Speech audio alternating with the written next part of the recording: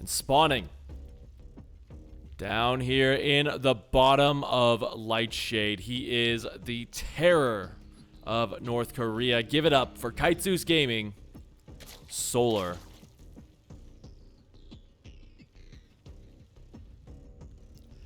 And his opponent hanging out in the top, looking at elimination with this one. He is for Shopify Rebels, ByuN.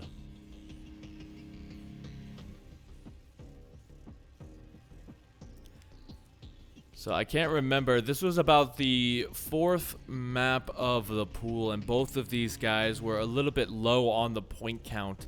So this is the most important victory for them to stay alive in the group.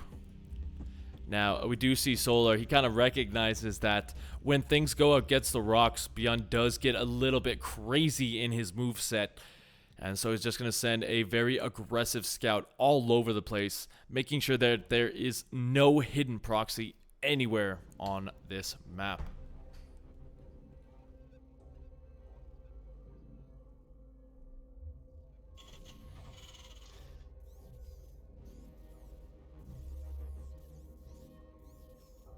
That kind of brings up a good point about kind of the state of this tournament at this time. You know, you're facing elimination. You're going up against a guy who has kind of even a more solid late game and mid game than you do. Solar is one of the players who can really go toe to toe with ByuN, and I think it's like 50-50 with how much they win versus each other. But do you try to do something cheesy? Do you try to fake them out with the mind games, or do you just go straight up and try to beat them down in a longer game? I feel like the problem is if you try and do that, you're gonna let Solar get up to that very scary Zerg economy, and once he hits Hive, it can be a little bit difficult to keep up with their production. You know what? I say this a lot. If it's anyone who can do it, ByuN is the one who's going to be able to do so. So right now it looks like it's a bit of a 2-1-1. A little bit of it. Pulling out some of his old tricks from back in 2016.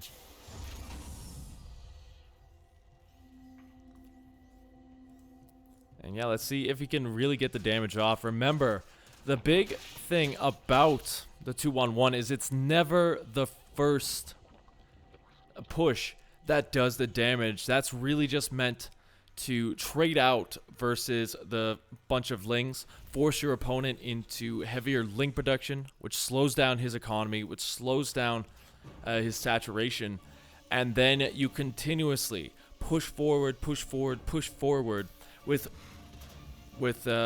hopefully by this time 3 base economy.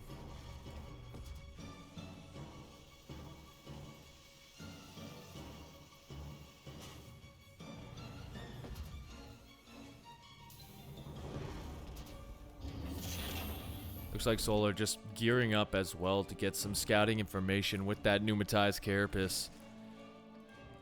Just wants to get a good view of what's going on. 2-1-1, its biggest power is in not getting scouted. The fact that he hasn't seen Hellions is a little bit of an indicator, as we see ByuN trying to hide those Marines, but they can't hide forever.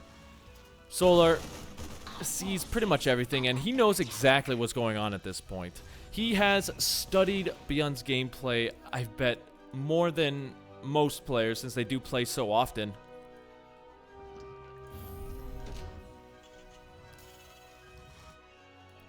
And here we go, ByuN trying to hit a little bit quicker than those medevacs coming out. Gonna load up a couple of additional units as well, just to make this a little bit more powerful. See that creep spread pretty far forward at this point in the game, so that is gonna help as it forces ByuN onto the purple carpet before he gets anywhere close. Now Solar just needs to buy time for these additional lings to come out. The queens are in the concave.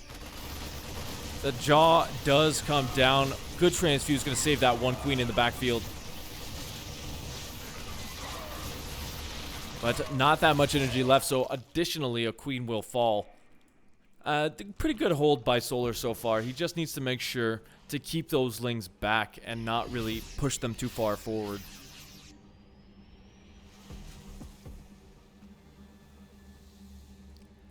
But on the backside of this, you can kind of see the standard follow-up.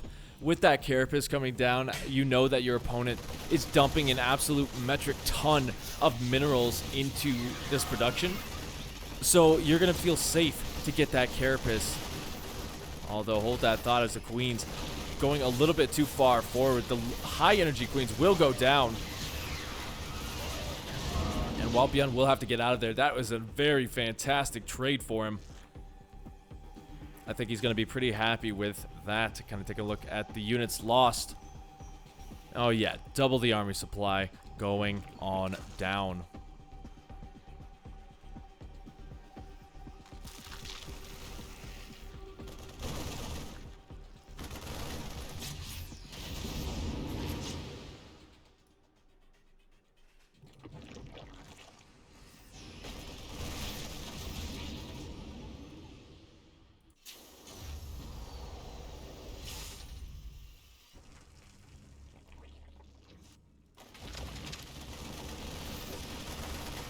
Now it's pretty much ring around the rosy with these medevacs.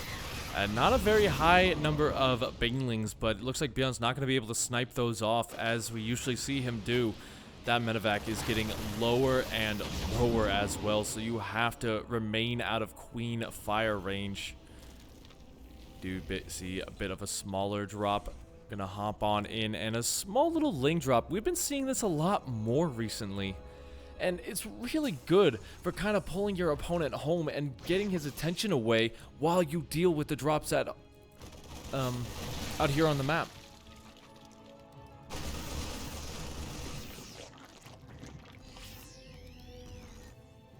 Doesn't even really cost you that big of a commitment either.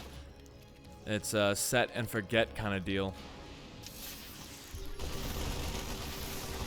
As a scan gonna come down to clear up some of that creep. He's right on top of the Evo chamber, researching +2. I think that's gonna be an important pickoff, as his own 1-1 is not even started just yet. Pulls away. And he will be able to clean that up. Looks like this drop getting deflected as well. ByuN doing everything he can to not lose these units needlessly.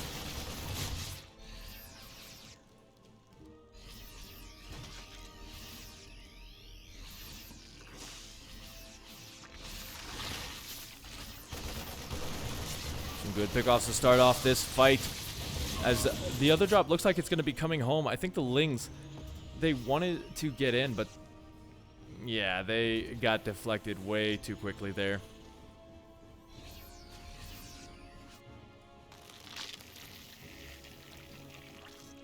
So now we're in the situation where Solar is only on about 69 workers. I'm going to be able to pop off just a couple of extra. But he's got Hydralisks, and now ByuN's just he's still trying to find damage with these, but as time goes on, Solar is going to have the army that he needs to deflect every single time, and you can see bad engagements like that are costing him quite a few units. What am I? Only one of them is about to burrow.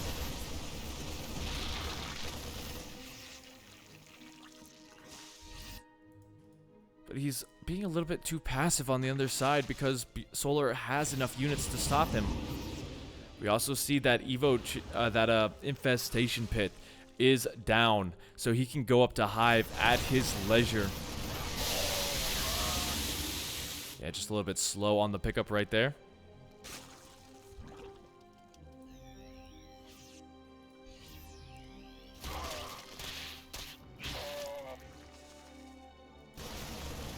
Although we do see a pretty good drop coming in, the big question is that Carapace going to help out? Because remember, he is up an upgrade in terms of that. Now, ByuN's +2 is only about halfway complete, and he's still got to find something with all of these. So, ring around the rosy in the front. The Ling's actually fighting without the Baneling support or the Hydralisk, so that's a bit of an issue, actually. It looks like these Hydras in the top aren't going to be paying attention, so that will be able to unload as ByuN going to clean up some more of the creep. And we'll get a lot of those Hydralisks. Very nice.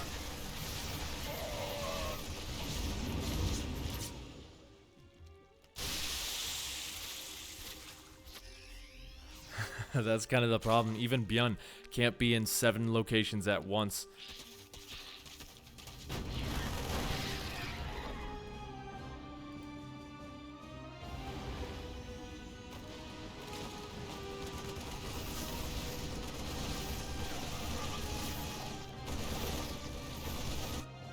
This is all just a distraction to bring a lot of those banelings to give him a little bit of room to rotate down here to the bottom.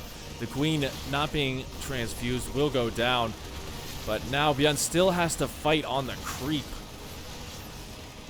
before that recedes, and he's going very, very far forward into it.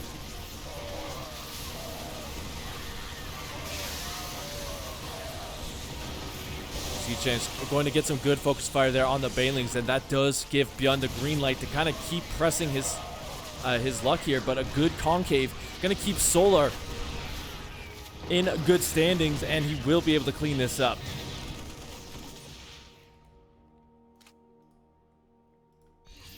Now, this is ByuN's biggest flaw, I want to say, is that the fact that he doesn't know when to quit his aggression and try and tech off behind this. I gotta take a look at his structure count. We don't see any Ghost Academies. We don't see any Liberators or a Fusion Core. Just nothing really other than Biotank. And now we have the Lurkers coming in fully upgraded. Once those are fully upgraded, you can set them and forget them, and you can't really fight effectively with Bio anymore.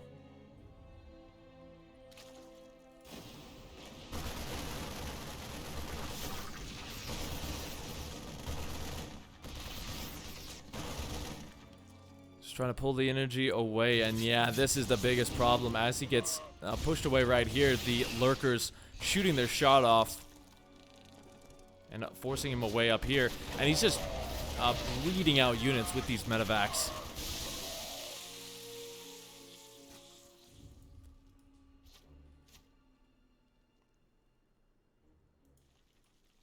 So Solar on over 6 bases.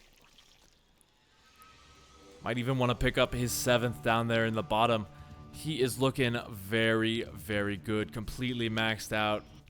It looks like he just wants to kind of push the creep forward before he attacks, just to give him a little bit of a safety net outside of ByuN's bases. So we'll have to see when he just kind of wants to get off the creep and instead just go for this big attack. ByuN is going to be adding on those ghosts, and he did get a couple of Liberators from what I saw. But I honestly think one of the reasons that he's not doing as well as he would like is just the fact that he's not really splitting his units before the fight. I know he's been having some wrist issues, and that kind of thing can really hurt to do. But it's costing him so much more supply every time he tries to engage into it. Looks like the Lurkers do get down. But even here, he's just focusing on the retreat. So Solar just gets closer and closer to his army each time.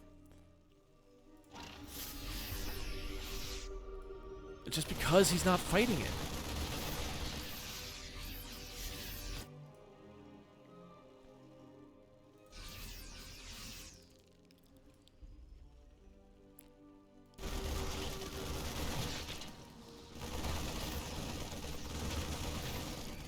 A little bit of a rotation, a couple of Marines split off to deal with the creep.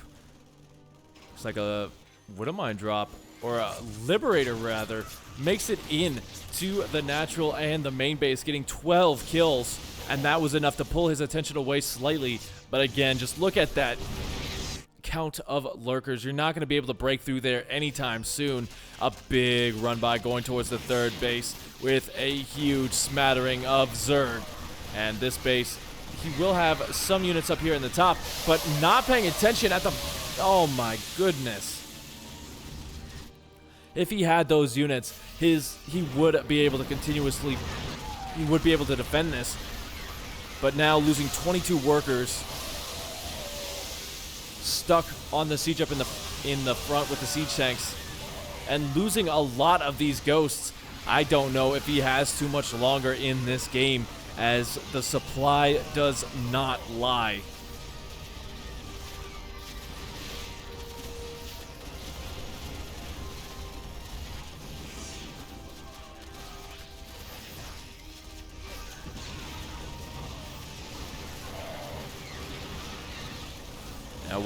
It looks like ByuN's going to start to clean it up just very slightly. That Hydralisk count is not really high, but look at that. The siege tank's going to have to come home in order to do so. Cloak, meaning that these guys can't snipe because they just don't have the energy to do so. Solar making a little bit of a blunder there.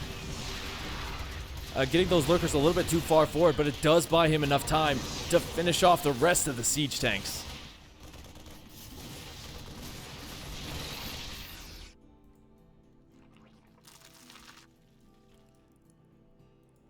So now he's still down over 40 supply. His production is very scant. He doesn't even really have a lot of gas to work with either. And, you know, that bank is going to be gone pretty quickly as he tries to rebring up both siege tanks, ghosts, etc., etc. Yeah, he's going to reestablish this position, but now Solar just has enough units that he can pull away a couple of Zerglings here and there, and you're never really going to be able to be safe on that low ground. Looks like he's caught wind of this base down here as well. That is not a planetary. That is a full-on dead base.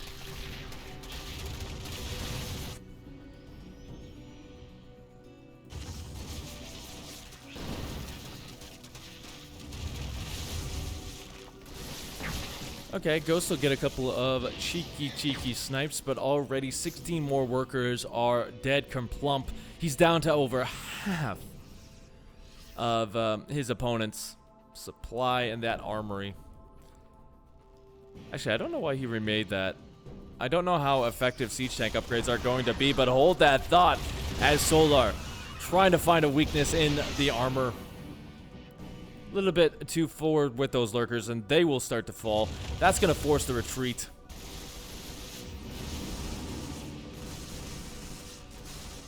Now look at his supply hasn't actually dropped below 198, 200 for the last couple of minutes. Kind of taking a look at this. He has larva for days.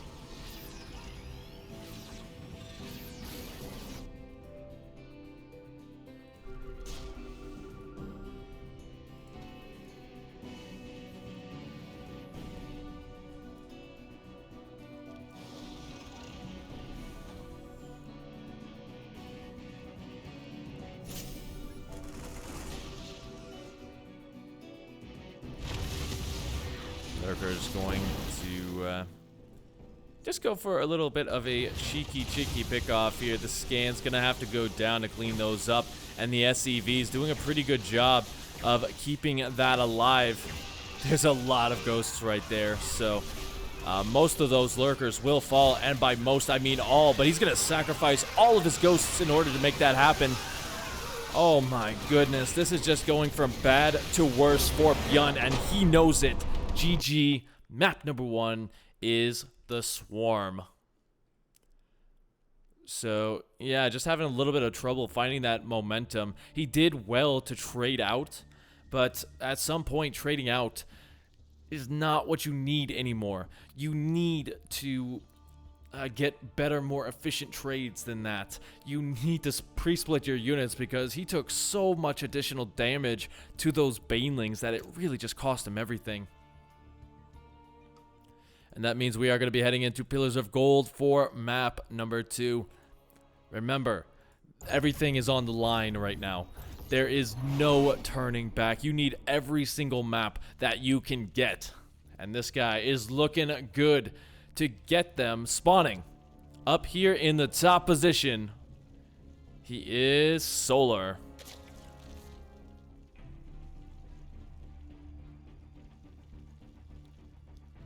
And his opponent, hanging out by a thread. Give it up for ByuN.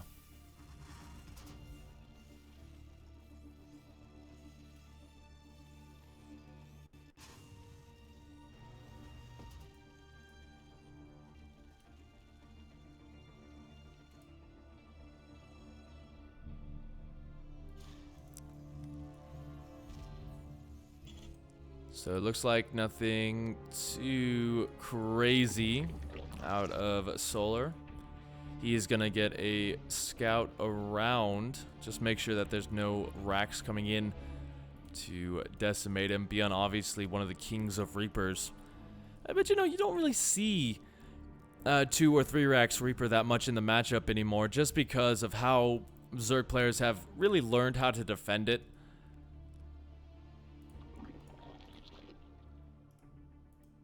And there we go. The drone does come home. The spawning pool in the backfield. No gas this time, so that is going to delay any sort of speed upgrade. But that will allow him to throw down a much faster third hatchery, if he so desires. Even just getting that now isn't going to be the biggest of deals, because you can already see... Okay, never mind. It looks like he's not going to be going for that third hatch quickly.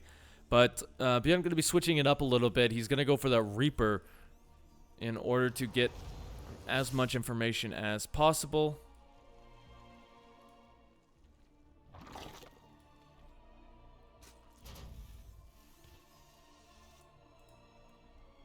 And there we go. Going to be sent across.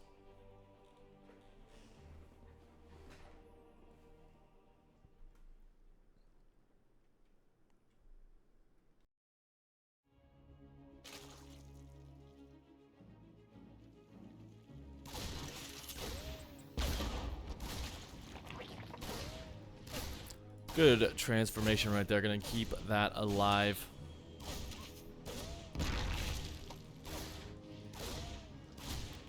The Lings as well being pulled back so that they don't fall. And all 4 of them will stay alive as we see that factory coming down. So, yeah, not a 2-on-1 this time. Just a regular 1-1-1.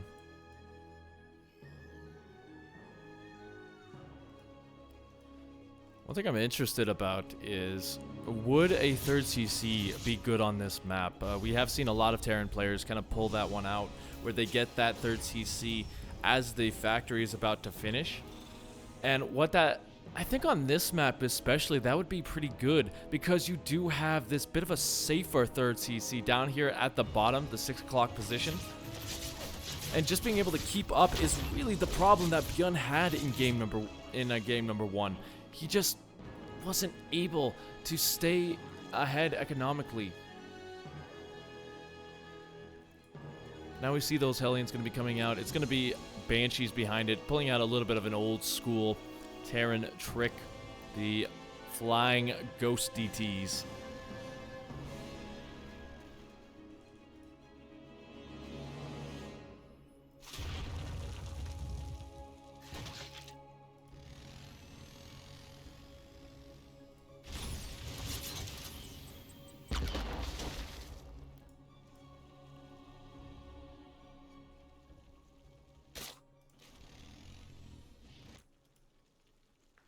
Okay, Armory off the back of this. We all know that ByuN's not going to go mech, even though he is committing very heavily to the Hellions. This is just a straight-up Hellbat push. And Solar catches wind of it. He sees Cloak. He saw the Banshee moving across as well. We already have one of them out on the map. Did he? I must be going crazy. I missed my timings here because I thought he actually canceled that. The Lings in the backfield just waiting to pounce, but ByuN will pull back. Spore Crawler coming in to help deal with the Banshee. And he does have one on this base, but now he's just going to be morphing in some Banelings as quick as you like as the Armory does finish up. That's going to be the catalyst for ByuN to move in.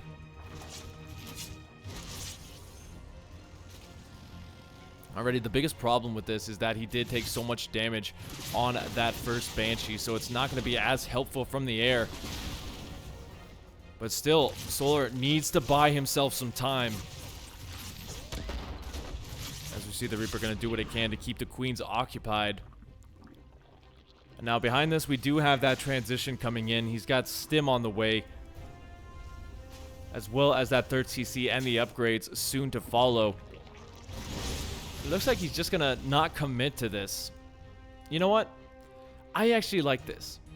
He recognizes the fact that he's not going to be able to get too much done, and instead will just kind of keep these Hellions alive, rotate around, keep Solar off of 4th base, and then you could just augment your next big push with them. As you guys know, these guys can soak up quite a lot of Baneling hits, so getting them with your next big push would be fantastic.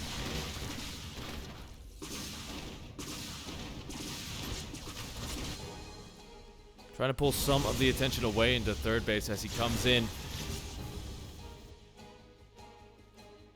But the Banshees will come out after getting 2 worker kills. These Hellions still just lurking around as we have Hive, or excuse me, Lair, and the melee upgrades coming in. Tries to get a Queen, but the transfuse will be enough for that.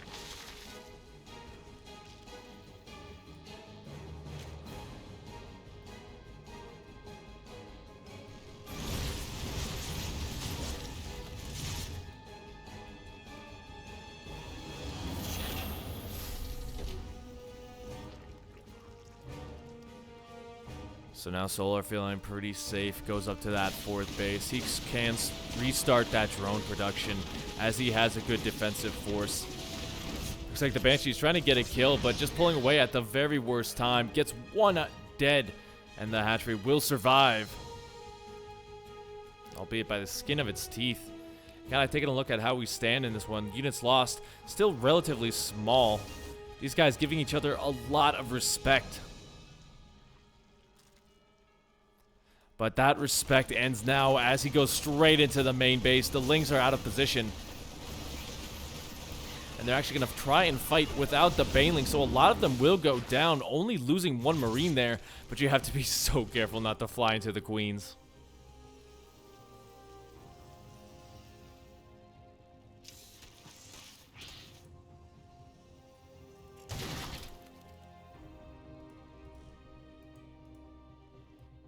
Now, this is kind of what I was talking about, just adding in those Hellbats to this very big push. Gonna add on some more Banelings. How many Banelings do we have right now? We've got about 2 Marines for every Baneling, 16 out on the field. So Solar's gonna have to be a little bit careful with how he engages into this. The Widowmine's gonna be covering the retreat. And you know what Solar says? You have almost nothing at home, since you have most of your army at my base. So he's just going to go for a very big push. The Marines being forced to lift off. I think he got a couple of SCVs out of there. Now Solar trying to pounce on this, but he doesn't have enough to fully cleanse it. Oh my goodness, a big mistake right there. Losing so many Banelings.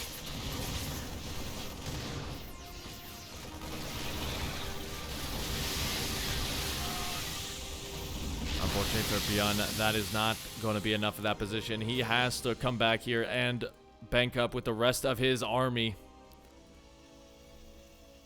And now the production can start in full earnest for Solar. He's up to 78 workers. It's just going to be pure unit production at this point forward.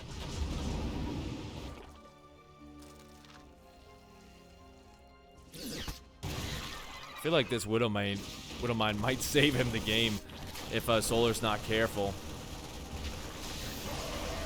Oof. Losing a half full medevac right there. That was a big part of his army. As high, like, you know, he's going to be on top of the Hive. But now with the Banelings coming in, even getting a little bit distracted there by that 1 lone Hellbat, we'll force the lift off. The Queen's in position. And now the big question is, how much more can ByuN really do from this point? You can't really rely on drops at a certain point, just because there will be enough to help hold on. These Widowmines still saving the day as much as they possibly can. Yeah, even sending small smatterings of units out here, there's a good potential for those to just get surrounded by the numbers of Lings. And here we go. Mine's doing what they can, but they are being pulled apart there. It's a couple of cheeky pickoffs. And there's enough in the main base.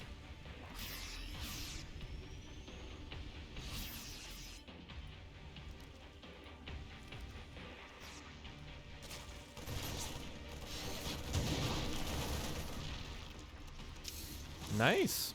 We'll actually supply block him for a little bit and take away his ability to see those Widow Mines in the front. Now ByuN just rotating around to the left side. He wants to get on top of that third base. Looks like the upgrades are equal on both sides, but we don't see any sort of transition out of ByuN. His +3 armor really late, and we don't see the attack following it up.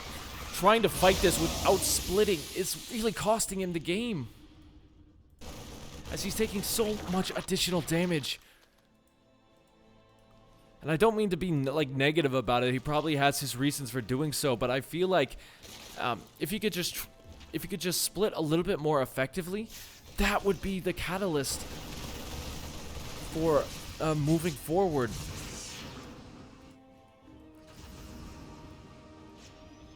Looks like ByuN's going to be going for another big liftoff as Solar comes in to the third base once again, looking for some juicy SCV kills. Sitting on about 50 of them left. Nice. Kind of just taking a look at that. 24 workers going down in this game to the only 10 of Solar. He did lose almost 200 Lings, but Lings are expendable.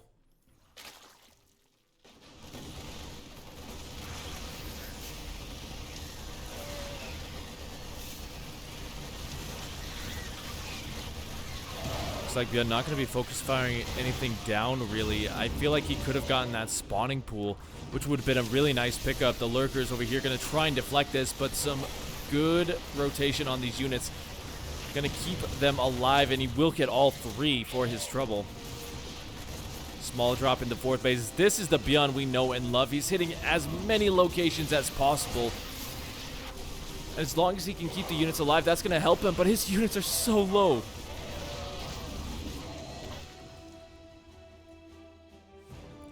All that for 2 drones.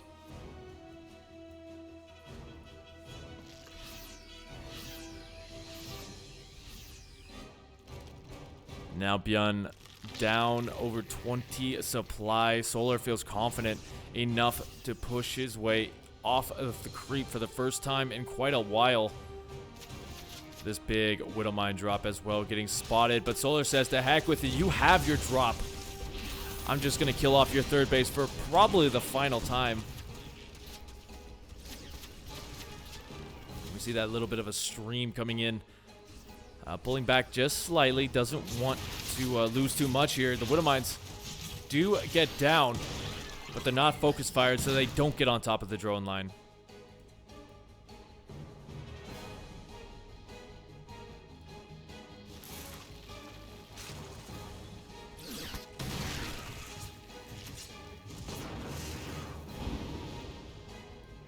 Unfortunately, yeah, at this point, ByuN's just kind of bleeding out units with these drops.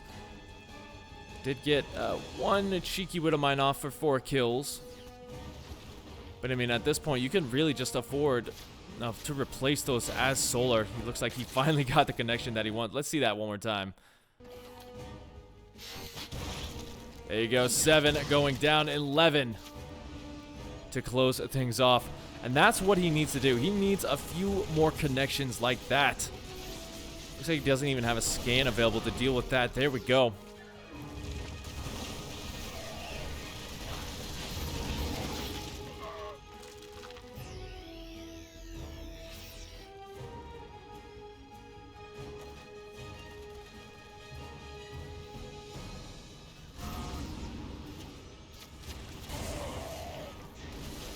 Now the fourth base is not a planetary either, as we see ByuN getting a little bit surrounded. The Widow Mines do come down. Do they have drilling claws? The answer is no. So they're not going to be as effective as to getting in position anymore. And kind of taking a look at it, remember, ByuN has no ghosts. He has no liberators. He has no siege tanks. He doesn't have any transition whatsoever, and that is going to be his death in this series. As he gets surrounded in the middle of the map, Solar takes the series 2-0. So thank you all for tuning in so far. If you like what you see, hit like, favorite, and subscribe, and we'll see you guys at the next big event.